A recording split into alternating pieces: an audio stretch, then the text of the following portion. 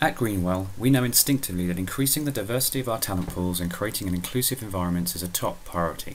However, years of efforts to promote diversity initiatives have at best achieved modest results in attracting, retaining and promoting diverse talent. James is Greenwell's primary HR analyst and has been tasked with two key objectives. First, how can we broaden the subject from just gender to include other key areas like millennials, the aging workforce, equal pay and engagement? And secondly, how to put some science and analytics back into the equation to help business leaders understand where to focus future investments for the highest return. Luckily, James has access to Talent Insights powered by Watson Analytics, a powerful cognitive analytics technology that can understand natural language and connect to any third-party data source such as your ATS, HRIS, talent and learning systems, and even business and operational systems. He starts by looking at the overall percentage of men and women across Greenwell and simply types in a question to the system. What is the breakdown of employees by gender?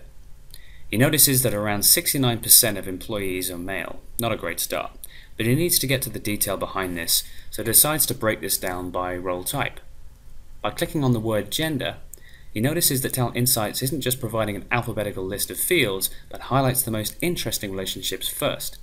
True enough, role type is interesting in terms of its distribution, and the visualization adjusts in seconds. After stacking the chart and showing as a percentage, James is able to clearly see the problem areas in terms of gender mix are in the middle and senior manager roles. Clicking again on role type, Talent Insights again guides him to other areas of interest in terms of uneven distribution across gender. He selects job title and instantly spots issues in legal and research and development which seem unusually low.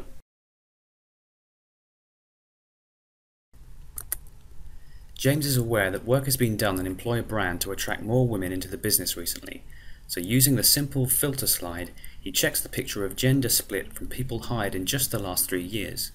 This time the picture changes dramatically across all functions except for research and development and sales.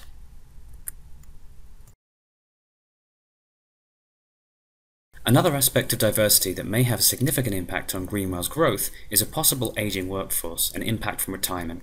So James changes tack slightly and asks another question. This time, easily manipulating the distribution of age into a grouping using intuitive tools that don't require lots of technical skill. By right-clicking on the soon-to-retire demographic of 52 to 59-year-olds, Talent Insights again guides James to the most relevant relationships in the data, and he sees that the biggest impact from retirement will be in research and development. By adding tenure as another data layer, he spots that not only does this aging group of employees have highest numbers in R&D, but also has the most experience as measured by tenure, so it could be vital in terms of losing retained knowledge, skills and expertise. Compensation equality within age and gender is also a strategic objective for Greenwell. To see if any differences exist, James only needs to ask another question to instantly visualize the results. By changing the chart to a line graph, the differences between male and female pay across age groupings becomes really clear. He adds a filter of job band to look at senior roles, and a measurable gap emerges between male and female pay, something the board would no doubt be interested to learn. James wonders what effects these things might have on engagement, so he opens up his diversity and engagement workbook. Here he can see as the percentage of women per department increases on the x-axis from 20 to 30%, there seems to be an uptick in both male and female engagement. This tallies with the industry research in this area, which indicates teams with a high proportion of female workers tend to show higher levels of engagement. James also wants to know what these findings might have on attrition, and has access to the exit survey data from the last 12 months. Looking at the reasons for leaving, it appears that female employees leave Greenwell because they are looking for more money or more senior roles. One of our key findings was around a potential leadership pipeline issue in the female employees within our business-critical job functions of research and development. James wants to know all the factors that play together in terms of which of our top female talent is most likely to leave the company, and turns to his predictive analytics workbook for insights.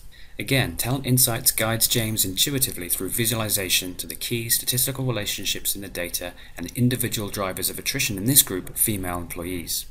Taken individually, attributes such as overtime, job role, for example R&D, and job level seem to be predictive of attrition, but when taken in combination, James can see the relative importance of 10 factors together to form a combination analysis. Word clouds and even decision trees help James understand the significance and probabilities involved, which in turn help him to provide guidance on intervention strategies that are more likely to be effective. So in just minutes, James has identified some key insights that will help Greenwell focus on initiatives likely to drive improved outcomes.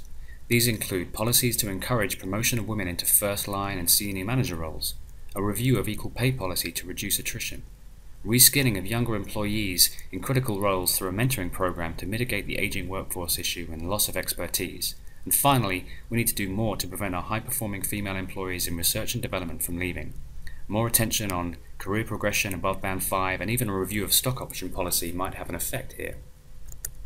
For more information on this powerful tool for workforce analytics, please contact your local IBM representative.